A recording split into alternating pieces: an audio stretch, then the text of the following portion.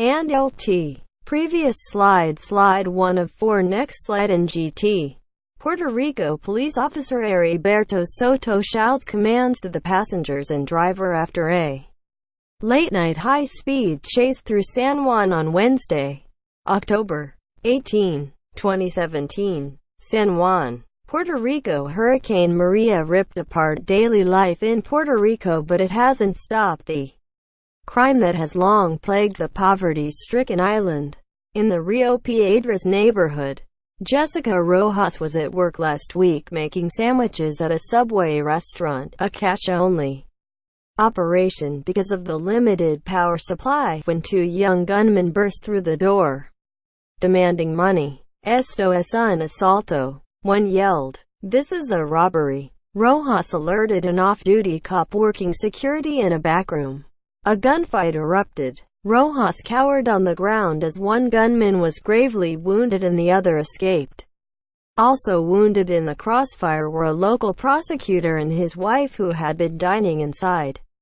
"Things here are hot," said Rojas, a former Hollywood, FLA resident. "It's not easy living without water and electricity, and it's giving a lot of people opportunity to rob us. It's getting worse. We need more police." More than a month after Hurricane Maria wrecked the island, Puerto Rico's overwhelmed police force of 13,000 officers is struggling to contain crime, just as before, but now with longer shifts, against emboldened criminals and on streets cloaked in darkness. It's easier to burglarize. There's no alarms, no phone systems. It's dark. The delinquents are taking advantage of the crisis that Puerto Rico is in, said Puerto Rico police officer Heriberto Soto, during a night patrol Tuesday that included calls for a robbery shooting. Homeless men torching the outsides of stolen cables to steal the copper inside, and a high-speed car chase of suspected gunmen. And the future for law enforcement on the island is bleak. The department has lost about 4,000 officers in the past 5 years and, because of the island's economic crisis, cannot count on recruits. Hundreds of U.S. Army soldiers, outside law enforcement officers and private security guards are helping, temporarily, but robberies, murders and drug dealing have resumed at levels that would seem outrageous in mainland states but are normal here. Since the hurricane, there have been at least 34 homicides. Crime has largely returned to pre-storm levels, said Puerto Rico Police Superintendent Hector Pesquera.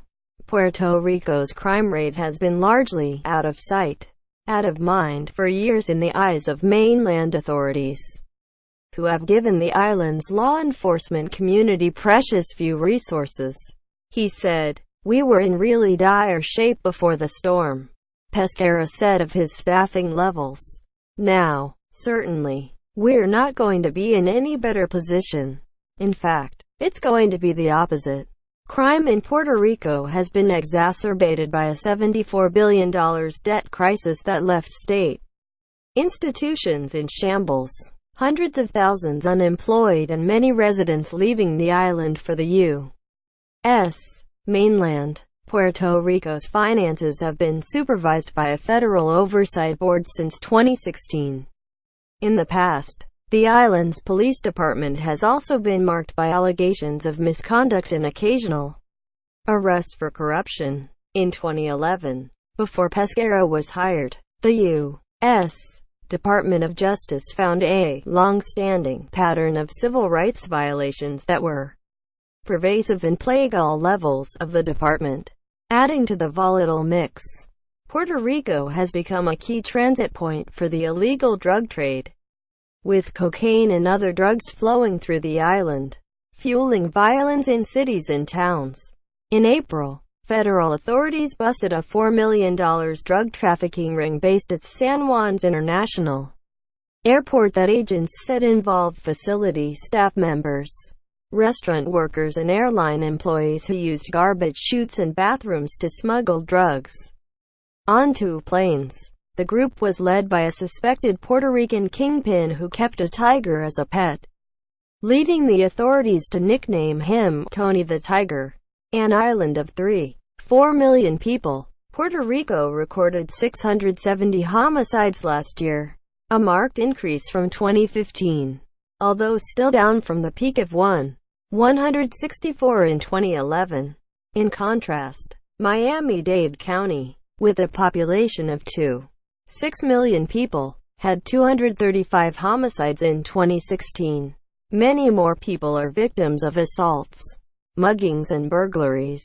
Rio Piedras once had more than 60 officers on a shift. These days, even as the cops work 12-hour emergency shifts, the number of patrol officers on duty is typically 25 or so. Squad cars are old and lack laptops and dash cams used by many patrol officers on the mainland. Visit Miami Herald at www.miamiherald.com.